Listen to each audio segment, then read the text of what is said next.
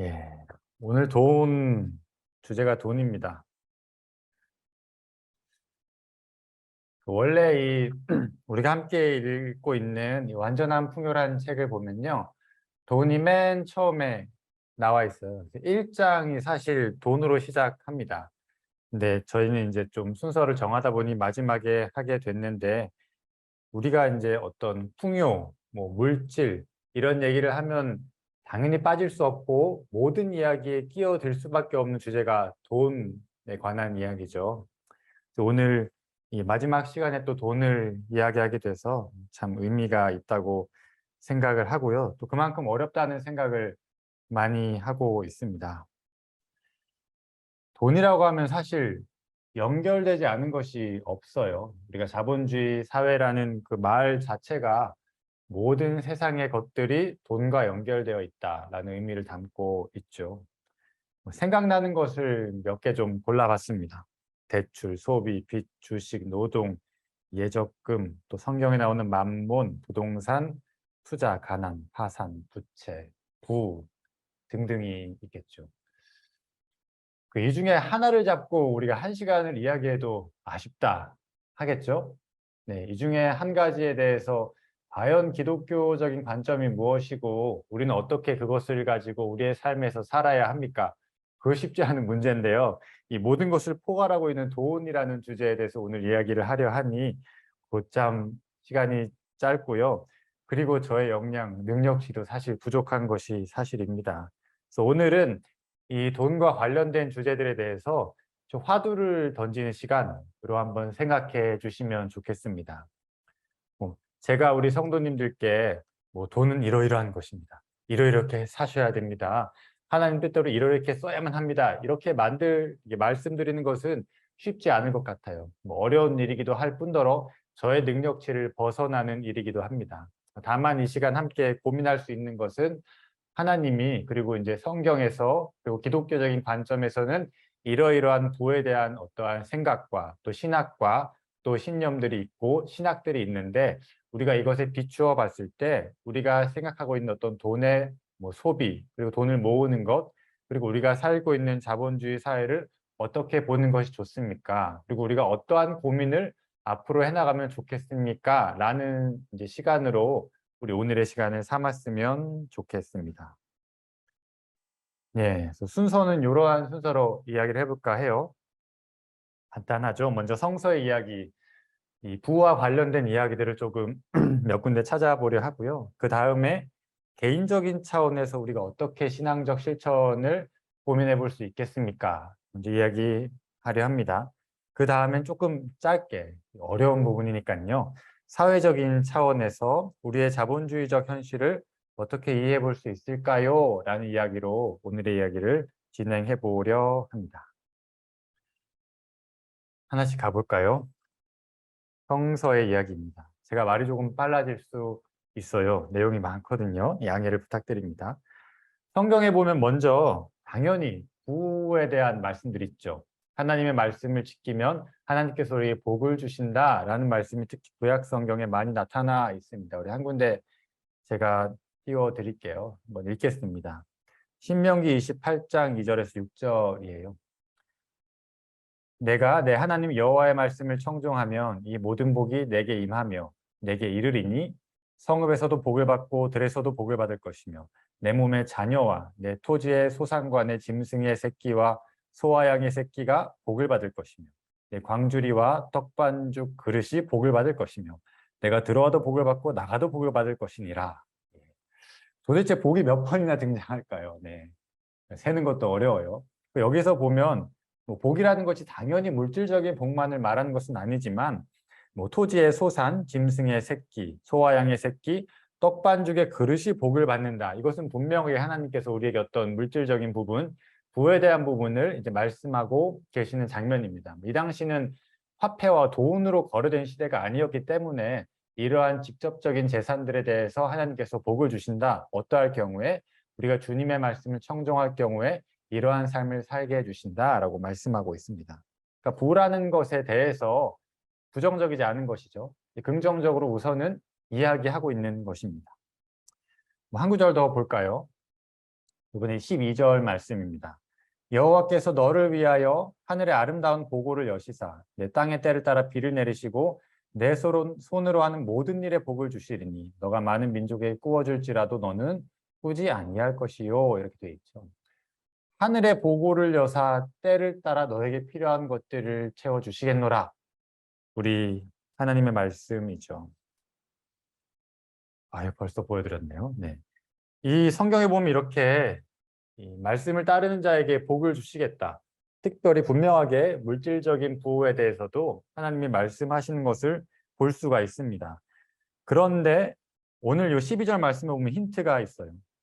아래에서 두 번째 줄 보면 이렇게 돼 있죠. 내가 많은 민족에게 꾸어줄지라도 너는 꾸지 아니할 것이요. 지금 민족에 대해서 이야기를 하고 있죠. 사실 이 성경에서 복에 대해서, 부에 대해서 말씀하고 있는 장면들은 개인에게 말씀하시는 장면이 거의 없다라고 보시면 됩니다. 개인에게 너가 말씀을 따르면 너가 복 줄 거야 라는 것이 아니고 이스라엘 공동체에게 하고 계시는 말씀이죠. 이스라엘 백성들이 그 공동체가 하나님의 뜻을 따라서 이루어 살게 되면 그 공동체 전체에게 하나님께서 풍성한 풍요와 부를 허락해 주실 것이다 라는 말씀을 하고 계십니다. 그래서 이렇게 정리할 수 있겠죠. 축복의 말씀들은 개인의 부가 아니라 공동의 부, 공동체가 함께 누리고 또 경험해야 하는 그런 부에 대해서 하나님께서 약속하고 계신 말씀이에요. 그러니까 이 신명기 말씀과 구약의 말씀 자체가 하나님께서 한 개인과 언약을 맺으신 것이 아니라 이스라엘 백성 전체와 언약을 맺고 계시는 그러한 장면에서 우리 주님께서 말씀하고 계시기 때문에 이 부도 분명하게 공동체가 함께 누려야 할 부로 이해하는 것이 맞습니다. 그래서 이러한 공동체가 함께 누려야 할 부를 작게라도 이루어 보고자 실천했던 사람들이 있었죠. 그게 바로 사도행전 2장에 나오는 이 처음 교회의 모습이었습니다. 우리가 잘 알죠. 서로 말씀을 나누고 기도하기에 힘쓰고 떡을 떼고 서로 가진 것을 같이 공유했던 공동체들을 우리가 볼 수 있는데요. 이 사도행전 공동체는 이 구약의 말씀을 따라서 서로가 가난한 사람들이 없게 하고 내가 가진 것을 내 것이 아니고 함께 누려야 할 하나님이 주신 것으로 여기고 그렇게 나누는 삶을 살고자 실천했던 것이죠. 공동의 부. 그리고 나서 또 구약 성경에 보면 이러한 공동의 부가 무너졌을 때, 깨어졌을 때 어떻게 이것들을 회복해야 하는가라는 것에 대해서 또 이야기하는 장면들이 있습니다. 제도적으로 회복할 것을 말씀하시기도 하고요. 그것을 깨는 사람들을 아주 비판하시고 정죄하시고 심판하시겠다라는 장면들도 등장을 합니다. 한 가지 예로 들면 이제 이러한 제도, 우리가 많이 들어본 제도가 있죠. 바로 희년이라는 제도입니다. 희년 또는 면제년이라는 이야기가 이제 모세오경에 보면 나오는데요. 제가 한번 읽어볼게요.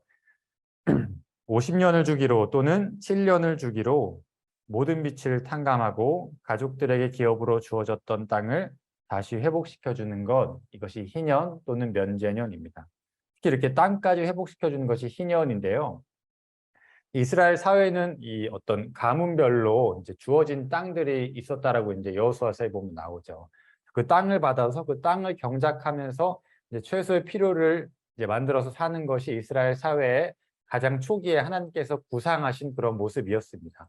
근데 살다 보면 어떻게 되죠? 조금 소출이 안 좋을 수도 있고 가난해질 수도 있고 그러다 보면 옆집의 것을 좀 빌려가지고 살 수도 있겠죠. 그러다 보면 내 땅의 것을 거기에 이제 줄 일도 생기고 그러다 보니 내가 가지고 있던 땅이나 재산들을 모두 다 이제 저당 잡히게 되거나 다른 이들에게 주어야 하는 상황도 발생하게 됩니다. 그러면 결국 이 사람은 가난해지고 이 사람은 필요 이상으로 부유해지게 되겠죠. 그런데 하나님께서 그래서 50년이 지나면 그것을 모두 리셋하고 원상복귀 시켜 주어라. 그래서 이 생활의 기본적 토대를 잃어버린 사람들에게 다시 시작할 수 있는 기회를 주어라 라고 말씀하신 것이 이 희년 제도입니다.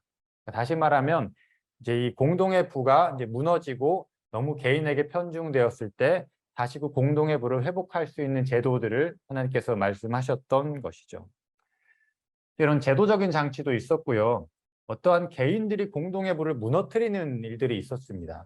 근데 저 같은 평민들은 그런 걸 할 수가 없었어요. 어떤 권력을 가진 사람들, 힘을 가진 사람들이 이러한 일들을 했다라고 되어 있는데요. 저희가 오늘 새벽에 에스겔서를 묵상하고 있어서 에스겔서 말씀을 하나 골라왔습니다. 제가 읽겠습니다. 이스라엘 모든 고관은 각기 권세대로 피를 흘리려고 내 가운데에 있었도다. 그들이 내 가운데서 부모를 업신여겼으며 내 가운데서 나그네를 학대하고 또 내 가운데서 고아와 과부를 해하였도다. 너는 나의 성물들을 업신여겼으며 나의 안식일을 더럽히고 내 가운데 피를 흘리려고 이간을 붙이는 자도 있었으며 내 가운데 산 위에서 재물을 먹는 자도 있었고 음행하는 자도 있었으며 등등 이야기들이 나오는데요. 이 에스겔서 22장의 핵심은 이 이스라엘 고관들에 대한 하나님의 심판의 메시지입니다. 근데 우리가 이 선지서들을 읽으면 이 고관들, 뭐 어떠한 정치적인 권력을 가진 사람들, 힘을 가진 사람들에 대한 하나님께서 아주 강하게 비판하시는 내용들이 많이 나와요. 그 이유가 어떤 부분에 있냐면 단순히 개인의 일탈에 대해서 하나님이 심판하시는 것이 아니고요. 이 사람들이 일탈을 했을 때 공동체가 함께 누려야 할 부와 행복이 아주 무너지게 되기 때문에 하나님이 이 사람들을 특히 관심 갖고 심판하시는 것을 우리가 확인할 수 있습니다. 그래서 이 사람들이 고아와 과부를 학대하고 또 어떤 재판장들이 이제 가진 재물에 따라서 이 재판을 공의롭지 못하게 판결하는 것도 하나님이 심판하시고요. 여러 모습으로 이 공동체의 부를 해치는 것을 이 고관들이 행하고 자신들의 부를 쌓는 일들을 이스라엘 공동체 고관들이 했던 것을 우리가 확인할 수 있습니다. 그거에 대해서 하나님이 안 된다, 심판한다. 공동체의 부를 해치는 것은 용납할 수 없다라는 이야기를 하고 계신 것이죠. 그래서 이 하나님이 주신 부는 공동의 부, 그리고 공동의 부를 회복하기를 원하시는 주님의 관심 있다는 걸 확인할 수 있고요. 또 한 가지 하나님의 관심은 뭐 우리가 잘 알고 있는 것이죠. 가난한 자들에 대한 지대한 관심, 고아와 과부와 객과 나그네와 레위인들에 대한 관심, 우리 주님께서 이 오경을 통해서 말씀하고 계십니다. 또 우리가 빼먹을 수 없는 또 한 분을 봐야겠죠. 예수님이 하신 말씀도 잠깐 살펴보면 좋겠는데요. 한 구절 제가 읽을게요. 마태복음에서 예수님이 하신 말씀입니다. 너희를 위하여 보물을 땅에 쌓아두지 말라. 거기는 좀과 동록이 해하며 도둑이 구멍을 뚫고 도둑질하느니라. 오직 너희를 위하여 보물을 하늘에 쌓아두라. 거기는 좀이나 동록이 해하지 못하며 도둑이 구멍을 뚫지도 못하고 도둑질도 못하느니라. 아멘. 그 구약에서는 이스라엘 공동체의 공동의 부가 아주 중요한 관심사였습니다. 예수님은 거기서 한 발짝 더 나아가기를 원하셨어요. 여기 보면 개인을 위하여, 너 자신을 위하여 땅에 쌓아둔 것은 정말로 미련하고 어리석은 짓이다. 그럼 어디에 쌓으라고 하죠? 하늘에 쌓으라고 하죠. 그런데 마태복음에서 하늘나라라고 하는 것은 다른 복음서에서 말하면 하나님 나라입니다. 예수님이 여기서 말씀하시는 것은 뭐 단순히 보이지 않는 하늘에 영생을 위하여 나중에 갚아주실 것을 쌓아라 라는 의미보다는 하나님 나라를 위하여 너가 가지고 있는 그 부와 재물을 사용하여라 라는 의미로 우리가 이해할 수 있습니다. 하늘에 쌓으라는 말은 하늘나라를 위해서 사용하고 하나님 나라를 위하여 사용하라 라는 의미가 되는 것이죠. 그래서 이스라엘 공동체의 공동의 부를 넘어서서 하나님 나라 공동체를 위한 공동의 부로 내가 가지고 있는 재물을 사용하는 것이 예수님의 뜻이라고 할 수 있습니다.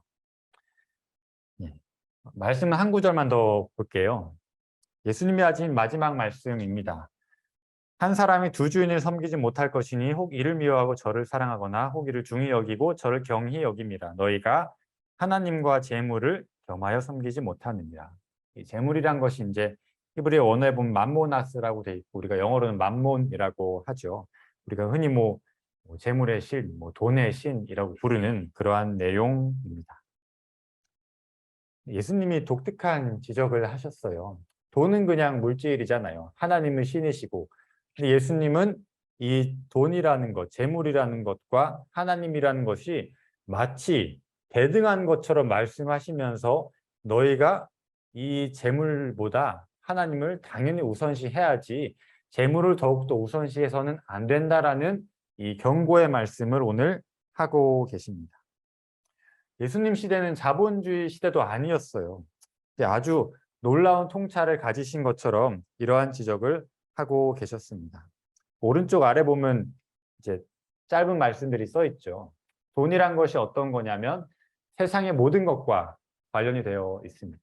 그리고 점점 더 세상의 모든 것을 얻어낼 수 있는 것으로 이제 진화하고 있죠. 우리가 어렸을 적에는 돈으로 살 수 없는 게 꽤 많이 있었던 것 같아요. 우리 당연히 이렇게 얘기하죠. 돈으로는 사람의 마음은 결코 살 수 없다. 인간관계 살 수 없다. 이런 얘기 저 어렸을 때 흔히 들었던 말이에요. 근데 점점 커갈수록 어떻죠? 돈으로 살 수 있다라고 말하는 사람들이 늘어나는 것 같아요. 그리고 실제로 그러한 세상이 펼쳐지는 것을 우리가 보고 있습니다. 돈의 영향력이 점점 확대되어 가는 것을 우리가 목도하고 있는데요.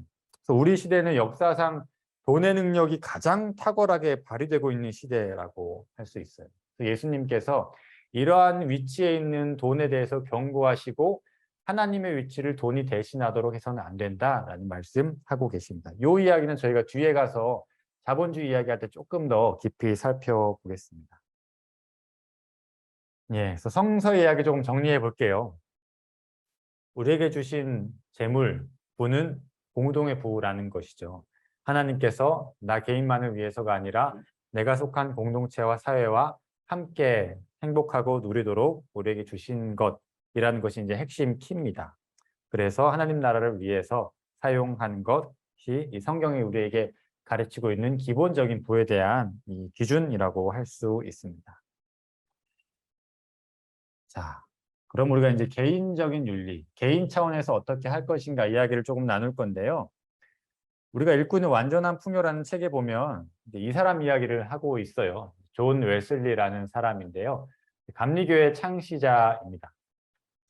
감리교회 창시자인지 아주 탁월한 부흥사였어요. 그래서 하루에 3-4번씩 여기저기를 돌아다니면서 설교를 하고 어디 교회당 예배당에서만 설교하는 것이 아니라 길을 가다가도 설교를 하고 공간만 주어지면 설교를 하고 평생 살아가는 동안 4만 번 이상 이렇게 말씀을 전했다고 하고요. 또 말씀을 전하는 곳곳마다 사람들이 통회 자복하고 가슴을 치면서 회개하고 또 어떤 사람들은 기쁨의 눈물을 흘렸던 그런 아주 탁월한 부흥사이고 또 순회 설교가이기도 했습니다. 이 사람이 이렇게 설교만 했던 게 아니고요. 사회 운동가이기도 했어요. 이제 사회적으로 어떤 불의가 있거나 또 가난한 사람들이 힘들게 살아가는 것에 대해서 목소리를 높이고 우리가 다른 세상을 꿈꿔야 한다라는 이야기를 했던 사람이 이 존 웨슬리라는 사람입니다. 오늘 우리가 읽고 있는 완전한 풍요라는 책에서 이분이 얘기했던 이 개인적인 차원의 이 경제윤리 3가지 원칙에 대해서 이야기를 했는데요. 아주 간단한 거예요. 벌이의 문제, 그리고 저축의 문제, 그리고 쓰는 거 또는 주는 것의 문제. 요 3가지. 벌다, 그리고 저축하다, 그리고 쓰거나 주다의 문제에 대해서 이제 이야기를 하고 있는데요. 간단한 문제가 아니기 때문에 이제 이 월터 브루그만 선생님이 이 3가지 원칙에 대해서 조금 더 이제 고민을 하는 내용이 오늘 책에 담겨 있습니다. 하나씩 살펴볼게요. 먼저 벌다의 문제인데요. 돈을 버는 것은 당연히 긍정적인 일입니다. 하나님께서 우리를 생명을 주시고 생명으로 부르셨죠. 잘 아시겠지만 살라는 명령을 주시고 이 땅에 우리를 보내셨습니다. 그래서 우리가 살아가기 위해서 우리 삶의 생존의 틀을 만드는 것이 돈을 벌다라는 이야기겠죠. 네. 이거에 대해서 이제 완전한 풍요라는 책의 33쪽에 보면 이런 구절이 있어요. 제가 한번 읽어볼게요. 최대한 벌라라는 권고와 관련해서 소득이 어떤 식으로 개인화되었는지를 밝혀야 한다. 그래서 각 소득자가 자신을 공동체에 속한 존재로 여기고 그 공동체 안에서 누구는 막대한 이점을 누리고 누구는 상류층으로의 접근이 차단되어 있다는 사실을 볼 수 있어야 한다. 사실 공동체 전체가 개인화된 부라는 유독한 개념에 의해 왜곡되어 있다. 소득을 공동체라는 배경 속에 두면 소득 능력 그리고 그것과 관련된 기대 및 약속, 제약을 바라보는 시각이 완전히 달라질 수밖에 없다. 이렇게 이야기를 하고 있습니다. 말이 조금 어려울 수 있지만요. 내용은 간단해요.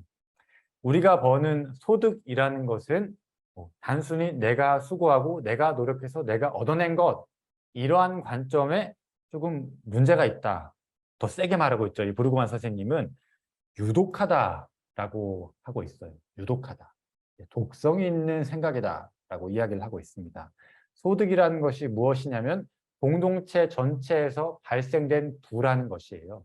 그 공동체에서 발생된 부를 내가 일정 부분 나눠 가진 것이 우리가 갖게 된 소득이라는 것이 이 브루그만 선생님의 이야기고, 사실 우리가 앞에서 살펴봤던 이 구약 성경의 가르침이기도 해요. 하나님께서 우리에게 주신 부라는 것은 나 개인에게 주신 부가 아니라 공동체 안에서 나에게 허락하신 부고, 그것을 공동체 안에서 함께 누리면서 사용하는 것이 주님의 뜻이다라는 것이 이제 구약의 가르침이었죠. 여기와 일맥상통하는 개념입니다.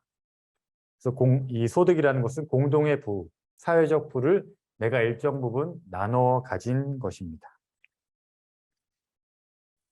네. 그럼 이렇게 볼 때 고민할 지점이 몇 가지 있겠죠. 자, 두 가지 정도 생각을 해봤습니다. 공동의 부잖아요. 하나님께서 애초에 이 세상 가운데 만물 가운데 하나님이 주신 것이 풍성하죠. 우리가 누리고 있는 것이 하나님이 주시지 않은 것이 없습니다라는 것이 우리의 믿음이잖아요. 다른 사람들은 그렇게 생각하지 않아도 하나님 믿는 우리는 그렇게 생각합니다. 하나님께서 이 지구 위에 모든 것을 우리에게 주셨고 우리가 그것을 함께 누리도록 부르심을 받았습니다. 이게 이제 우리의 믿음인데요. 이러한 믿음 위에서 우리가 고민할 수 있는 것이 두 가지겠죠. 첫째는 함께 벌어서 먹고 살 수 있는가를 고민하는 것입니다. 그러니까 이것에 대비되는 질문은 뭐냐면 내가 어떻게 하면 더 많은 소득을 벌 수 있을 것인가의 문제예요. 내가 어떻게 하면 더 많은 소득을 벌 수 있을 것인가. 그런데 하나님의 관점은 어떻게 하면 함께 벌어서 함께 먹을 수 있는 그런 구조나 혹은 뭐 나의 그러한 직장이나 그러한 세상을 만들 수 있을 것인가가 하나님의 고민인 겁니다.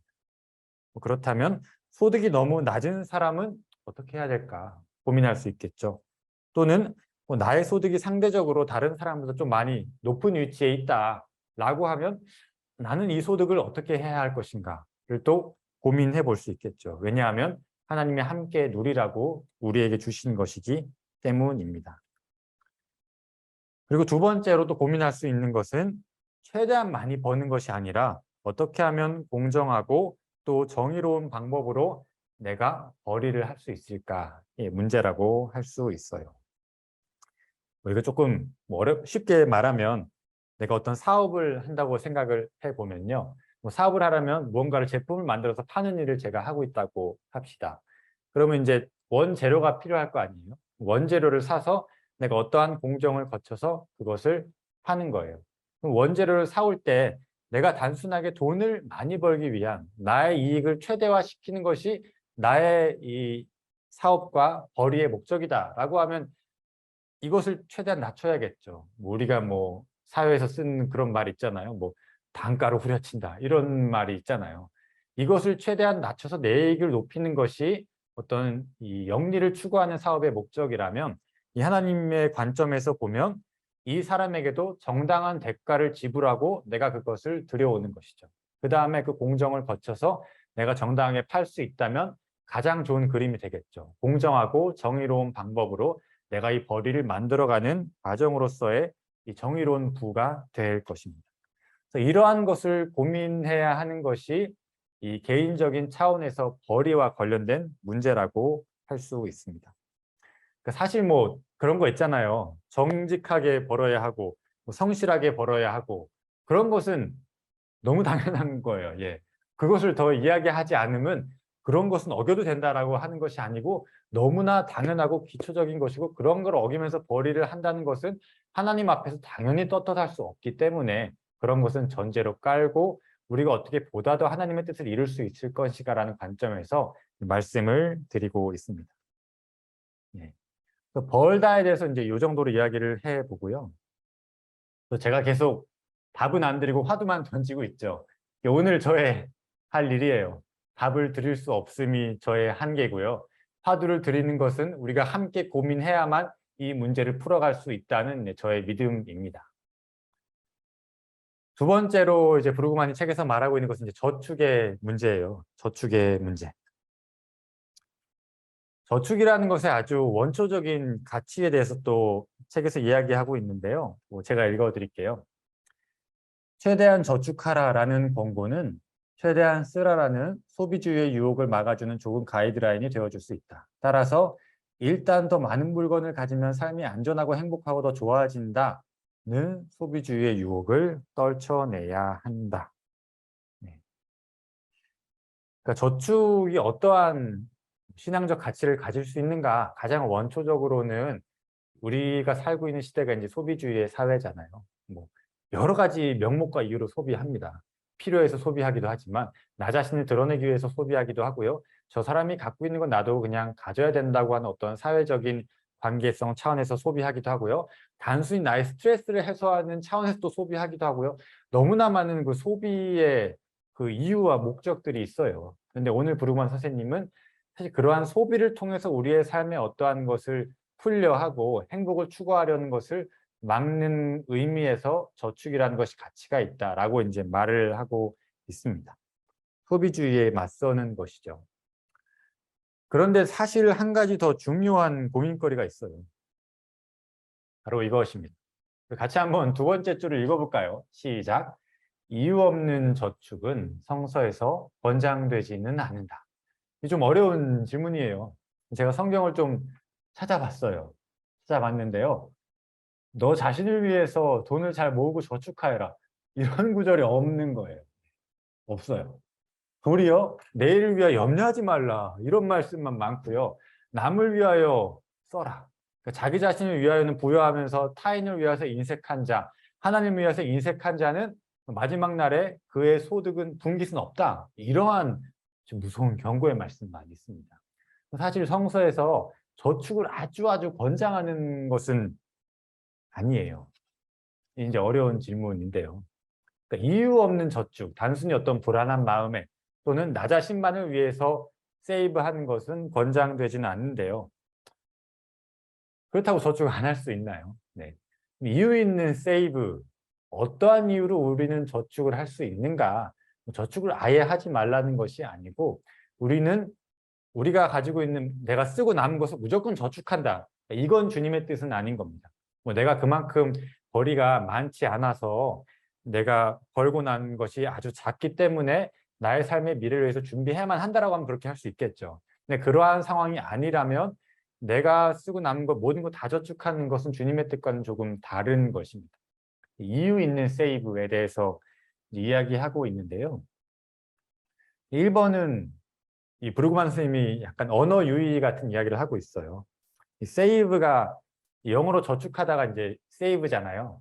근데 영어로 세이브라는 말은 저축하다라는 의미도 있고 이제 구하다, 구원하다라는 의미도 있어요. 그래서 우리가 성경에서 주여 나를 구원하소서 하면 영어 성경에서 보면 Lord save me라고 이제 말을 하고 있습니다. 세이브가 누구를 구원하다, 구하다 이런 의미인데요. 그래서 진짜 의미 있는 저축이 무엇냐? 저축한 것을 가지고 지구와 환경을 구하는 것, 그리고 이웃의 삶을 구하는 것이 의미 있는 저축이다. 그러한 곳에 사용해야 한다라는 이야기를 먼저 이제 브루그만 선생님이 하고 있습니다. 이 이야기는 제가 뒤에서 조금 더 할 예정이고요. 또 한 가지 현실적인 우리의 세이브의 목적이 있죠. 그게 뭐죠? 이게 기본적이지 않습니까? 네. 미래를 위한, 미래의 안전을 위한 저축, 불확실한 삶을 대비해야 하는 지혜. 이게 저축의 기본적인 목적이죠. 그러니까 이러한 의미의 저축까지 우리가 금지할 수는 없을 것 같아요.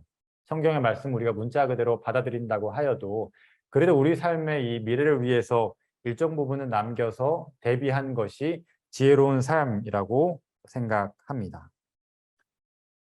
어느 정도는 필요한데요. 이 정도를 정하는 것이 쉽지가 않아요. 정도를 정하는 것은 사실 각 뭐 개인이 고민하시거나 또 가정이 있으시면 가정과 함께 논의하셔서 내 뭐 벌이의 수준과 나의 앞으로의 필요한 수준에 맞게 잘 고민을 하시고 또 예산을 세워가면서 준비를 하는 것이 좋다고 생각합니다. 사실 이러한 불확실한 삶을 대비해야 할 수밖에 없는 것이 우리의 현실인데요. 이러한 불확실한 것에 대해서 이제 개개인이 각자가 준비하기보다는 사회 공동체가 이런 안전망을 만들고 공동체가 함께 안전망으로 준비해 주는 것이 보다 나은 사회가 아닌가 생각을 해보았습니다. 네. 사실 우리 사회는 조금 아직은 이 각박한 사회죠. 그래서 내가 나의 노후 대비 미래를 준비하지 않으면 그 노후가 상당히 불확실해지고 불분명해지고 어떻게 될지 모르는 그러한 현실이 사실 우리나라에 아직까지는 현실이에요. 물론 이제 복지라는 것이 많이 늘어나고 있지만 이제 그리스도인들 이러한 사회에서 그리스도인들에게 어떤 두 가지 책임이 주어진다라고 하면 저희 두 가지를 생각해 보았습니다. 이러한 각박한 세상 가운데에서 어쨌든 우리는 할 수 있는 나눔을 실천하는 것이죠. 그러니까 나의 미래에만 골몰하지 말고 그래도 조금은 떼어서 할 수 있다면 나의 미래뿐 아니라 다른 사람의 미래와 다른 사람의 삶을 위해서 나누는 것. 그것이 이제 우리가 그리스도인으로서 빛을 발할 수 있는 한 가지 방식이겠죠. 또 한 가지는 우리 사회나 또 우리 교회가 함께 책임져 줄 수 있는 안전망을 만들어 주는 것이 또 우리 그리스도인들이 할 수 있는 한 가지 중요한 일이라고 할 수 있습니다. 뭐 교회가 그 일을 조금씩이라도 할 수 있으면 좋고요. 아니면 사회가 이러한 안전망을 만들어가는 일에 내가 동참하거나 또 그러한 일에 내가 목소리를 낼 수도 있고 뭐 그러한 일에 투표를 할 수 있고 여러 가지 방식을 통해서 내 공동체와 사회가 함께 우리의 미래를 책임져 줄 수 있는 일에 내가 손을 들겠습니다 하는 것이 우리 그리스도인이 할 수 있는 또 한 가지 참여라고 말할 수 있겠습니다. 네, 그래서 저축에 대한 이야기 또 이 정도로 제가 화두를 던지고 넘어가겠습니다. 세 번째 개인적인 윤리 차원의 문제는 쓰다의 문제 그리고 이제 주다의 문제예요. 이제 먼저 먼저 이야기를 하겠습니다. 쓰다. 그 쓰다라는 이야기에 대해서 소비의 차원에 대해서 사실 이 기독교 관점의 경제 윤리를 말하는 사람들이 많이 언급하진 않아요. 왜 그러냐면요. 공통적인 관점이 있어요. 그 뭐냐? 너 자신을 위해 쓰는 것을 그냥 최소화시켜라. 이게 이제 대부분의 기독교적 어떤 신학자들, 아주 또 뜨거운 영성을 가진 사람들의 기본적인 마인드예요. 너 자신을 위한 소비 최소화시켜라. 그리고 남을 위한 소비를 늘려라. 당연히 성서적인 가르침이기도 하고 뭐 이것이 틀렸습니다라고 말할 수 있는 사람 아무도 없겠죠. 조금 현실적으로 우리가 생각을 해봐야 우리 삶에 적용을 할 수 있을 것 같아요. 그래서 뭐 아주 큰 틀로 나눠서 필요한 것 그리고 원하고 바라는 것으로 나눌 수 있겠죠. 필요한 것은 뭐 당연히 우리 삶에 필요한 것이니까 그 정도의 몫은 나의 벌이에서 당연히 유지시켜야 하고 거기에 나의 소비를 할 수밖에 없는 것이 우리의 현실입니다. 그러면 이제 우리의 어떤 소비를 조금 조율할 수 있는 것은 내가 원하는 것, 바라는 것이 되겠죠. 그러니까 이제 굳이 이 용어를 쓴다는 것은 꼭 필요하진 않아요. 하지만 있으면 좋겠는 것. 뭐 내가 저 티셔츠가 당장 내가 사지 않아도 내 삶에 아무런 지장도 없고 내가 옷을 입고 사회생활하는데 문제가 없어. 그런데 참 이뻐 보이고 저거 이렇게 입고 다니면 좋을 것 같고 아 사람들이 너 잘 샀다고 이렇게 칭찬을 들을 수 있을 것 같아요. 어떻게 해야 할까요? 이제 이러한 주제들이 이 원함과 바램의 항목에 들어갈 수 있을 것 같아요. 우리가 원함과 바램을 그러면 나는 아주 하나님의 뜻을 철저하게 순종하겠다 해서 영원으로 만들 수 있겠습니까? 그건 쉽지 않죠. 그래서 원함과 바램 꼭 필요한 것은 아니지만 그래도 내가 조금 원하는 것들을 지출할 수 있는 규모의 예산을 잡아두는 것이 좀 좋은 방식이라고 저는 생각했고 뭐 저는 청년 때 이렇게 배웠어요. 그래서 뭐 지금까지 이런 식으로 저의 가계부를 쓰고 아내랑 같이 정리해가지고 이제 지출을 하고 있는데요. 저희 가계부 쓰는 게 상당한 엄청난 스트레스 받는 일이더라고요. 그러지만 어쨌든 몇 년째 그 가계부 쓰는 일을 꾸준히 하면서 이제 저의 소비, 뭐 수입, 지출들을 관리하고 있는데요. 그래서 이 원하는 것, 바라는 것 꼭 필요하진 않지만 그래도 지출하고 싶은 마음이 있을 때에 대한 항목을 조금 남겨두고 이 정도까지는 지출하고 이 정도가 넘어서면 이번 달은 더 이상 내가 지출하지 않는다라고 이제 나를 절제할 수 있는 방법이 현실적일 수 있는 방법이 아닐까 생각이 들었습니다. 또 하나 이제 소비에 대해서 우리가 고민할 수 있는 것은 그 아래쪽에 있는 정의로운 소비, 윤리적인 소비라는 이 테마예요. 윤리적인 소비에 대한 얘기 요즘은 좀 뜸합니다. 근데 한때 좀 많이 이야기되던 주제예요. 우리가 많이 들어본 것 중에 이제 공정무역이라는 것이 있죠. 공정한 대가를 통해서 지불된 물품들을 내가 사겠다. 이게 한창 핫 이슈로 떠올랐던 게 이제 커피 관련 이야기였잖아요. 커피를 생산하는 거, 원두를 생산하는 거 원산지에서 워낙 이 불공정하고 또 불이한 방식으로 이 노동력을 착취하는 방식으로 커피가 생산돼서 싼 가격에 들어오니까 그런 커피 쓰지 않고 정상적으로 노동력에 대한 값을 지불한 커피를 우리가 구매해서 팔고 그것을 사겠습니다라는 것이 이제 어떤 윤리적 소비의 한 가지 이제 이슈였어요. 이제 그러한 문제들을 우리가 생각해 볼 수 있습니다. 좀 공정무역 관련된 이야기, 그리고 우리 교회가 이제 하는 한 가지 이슈 중에 하나는 친환경적인 소비라고도 할 수 있을 것 같아요. 그래서 환경을 살리는 제품들을 내가 사용하는 것들, 뭐 제로 웨이스트 우리 북카페에 있죠. 그러한 물품들을 한번 써보면서 내 몸에 익숙하게 만들어가는 것들을 하는 것이 우리가 이제 돈을 쓴다라는 문제에 대해서 해볼 수 있는 생각입니다. 요즘 청년들은 이런 것들을 신념 소비라는 말을 쓰다고 해요. MZ 세대가 쓰는 말, 신념 소비. 그냥 무조건 가성비 좋고 싸다고 쓰는 게 아니고 내 신념에 맞는 물품들, 그러한 방식으로 생산된 것들을 내가 쓰겠습니다. 이제 라는 차원의 신념 소비. 우리식으로 말하면 뭐 신앙 소비라고 할까요? 뭐 아니면 살림 소비라고 할까요? 그러한 문제를 이제 소비와 관련해서 고민해 볼 수 있는 한 가지 주제라고 할 수 있습니다. 이렇게 쓰다, 사용하다라는 차원이 있다면 또 주다라는 문제가 있어요.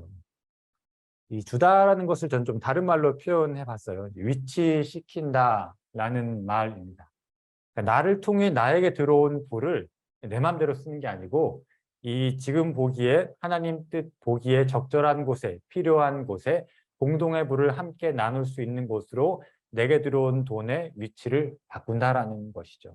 그러니까 애초부터 이것이 오직 내 것이야 라는 관점이 아니고 청지기적인 태도로 나는 이것을 관리하는 하나님의 청지기입니다 라는 마음으로 이 돈의 위치를 바꾸는 것을 말하고 있는 것이죠.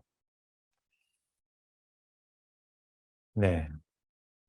뭐 이게 넘어갈게요. 우리가 그동안 했던 얘기의 반복이에요. 뭐 간단히 말하면 하나님께서 우리에게 주신 것이 우리의 부라는 것이죠. 주님이 우리에게 채워주시는 것이니 오직 내 것이라고 내가 번 나의 소유다라고 말할 필요가 없고 우리는 신학적인 우리의 믿음으로 나눌 수 있습니다 라고 고백한다는 것입니다. 네. 여러 가지가 있겠죠. 가장 기본적으로 할 수 있는 게 나눔이죠. 필요한 곳에, 힘든 곳에, 어려운 곳에, 또 위로가 필요한 것에 우리가 가지고 있는 것의 일부를 일정 부분 떼어서 나눌 수 있습니다.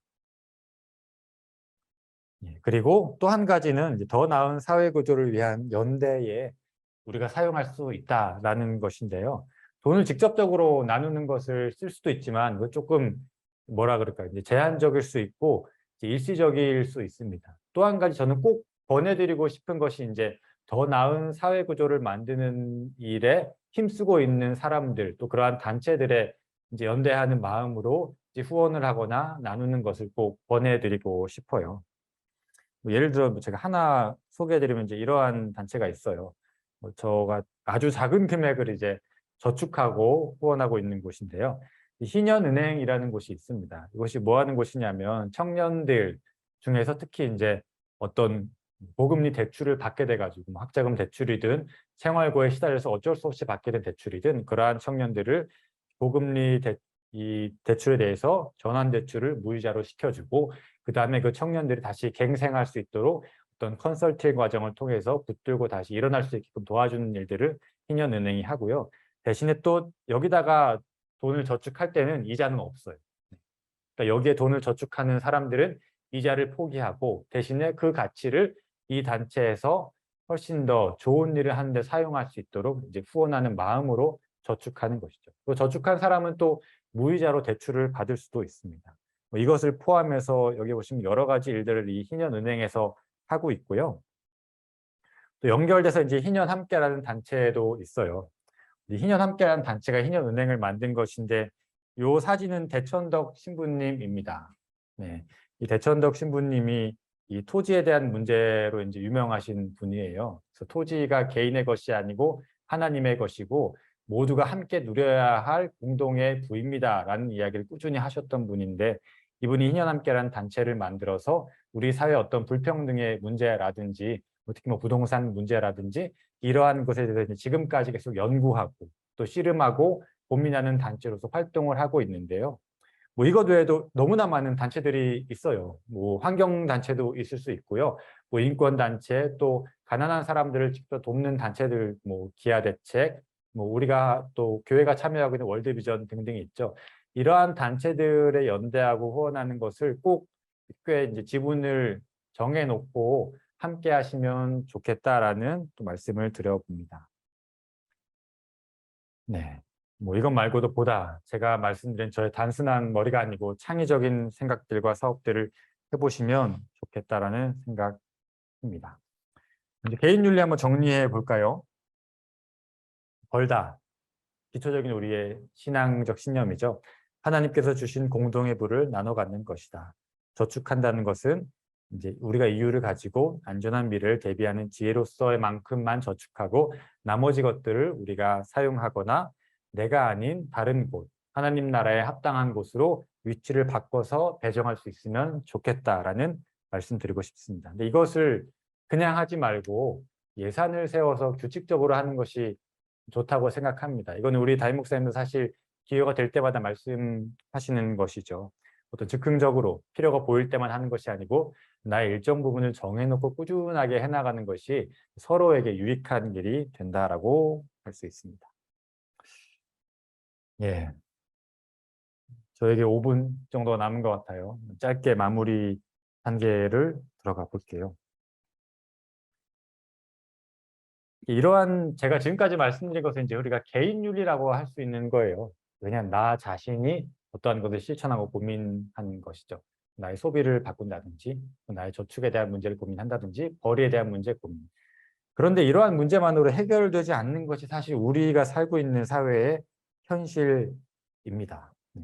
사실 이런 문제 더 얘기해야 되잖아요. 네. 제가 잘 알고 있습니다.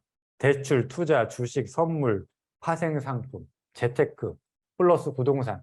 이런 얘기해야 우리가 진짜 이 사회의 돈에 대한 신랄한 고민과 비판과 또 우리는 어떻게 대응해야 하는가 이야기할 수 있는데요. 이러한 문제는 참 어떻게 답을 말할 수 없고 또 문제도 많고 그러나 우리가 아예 이러한 것들과 격리해서 살아갈 수 없는 것이 우리의 현실이죠.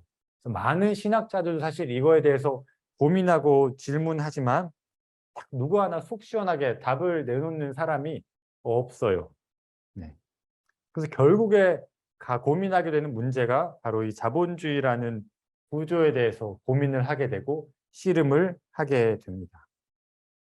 근데 뭐 제가 오늘 뭐 이 자본주의적인 사회 경제에 어떤 문제가 있고 영향이 있습니다. 이러한 것까지 다루는 것은 이미 저의 능력치를 벗어나는 일이 되겠고요. 제가 잠깐 언급하고 싶은 것은 이것이 우리의 신앙적 가치에 어떻게 부딪힐 수 있는가에 대해만 언급하고 오늘 마쳤으면 좋겠습니다. 돈이라는 것, 이제 짧게 넘어갈게요. 돈이라는 것은 우리가 알고 있는 것처럼 가치의 척도죠. 이 기본적인 뭐라 그래야 될까요? 의미가 있어요. 가치의 척도로서의 돈. 그런데 지금은 이렇게 되어버렸죠. 단순히 돈은 가치의 척도가 아니고요. 단순히 자라는 차원을 넘어섰어요.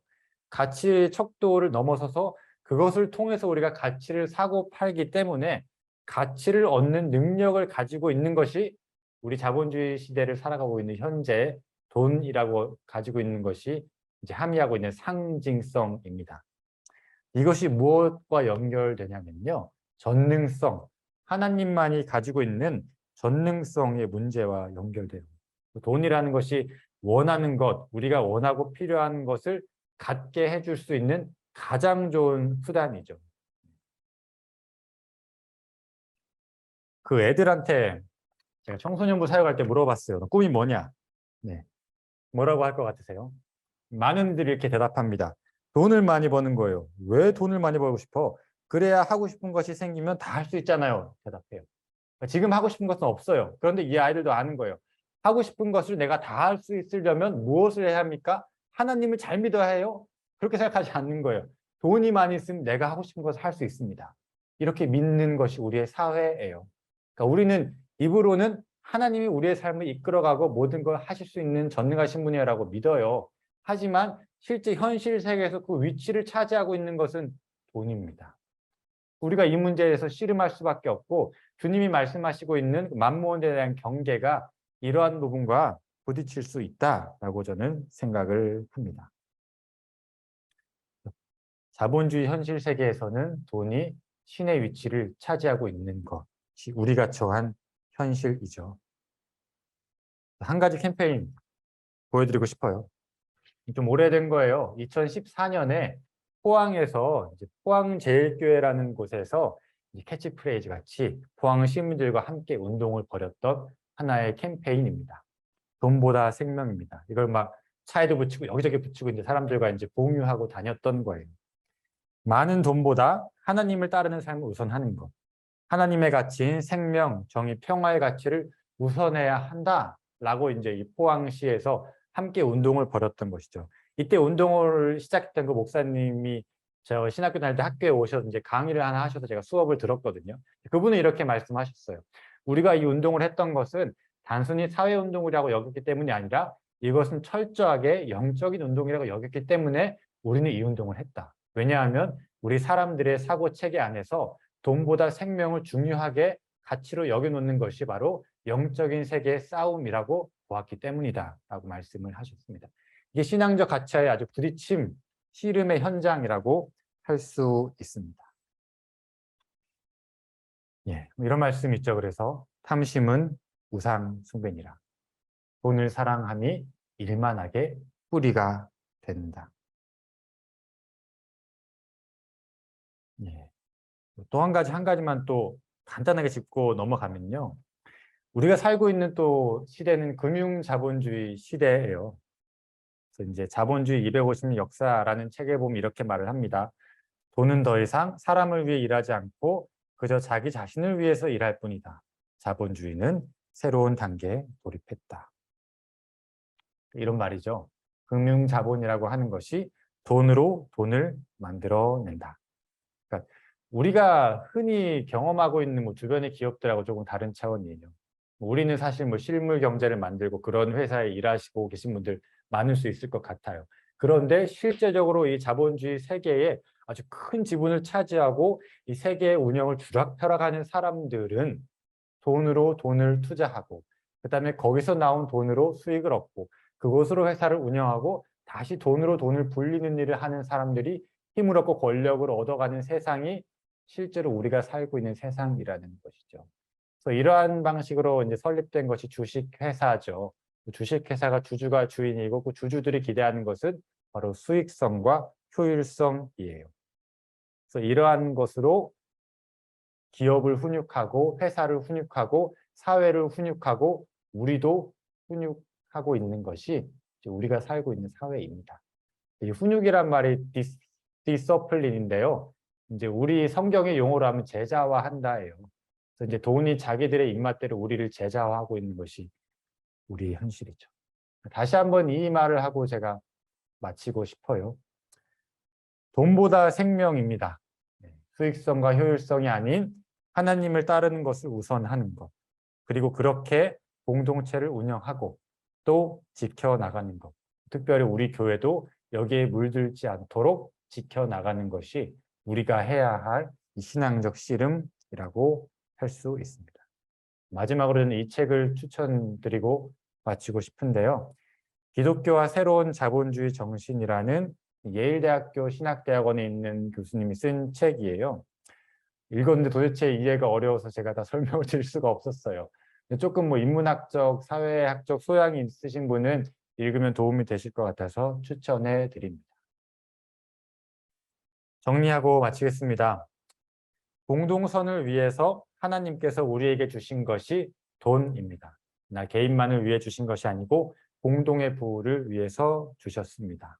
우리는 이것에 대해서 우리의 벌이, 우리가 저축하는 것, 우리가 쓰는 것, 우리가 남에게 주고 또 위치시키는 것에 대해서 하나님의 뜻을 고민하면서 특별히 예산을 잘 세워서 그렇게 지출해 보기를 권면해 드리고 싶습니다. 우리의 신앙적인 가치의 차원에서 돈이 아니라 하나님이라는 예수님의 말씀 기억했으면 좋겠습니다.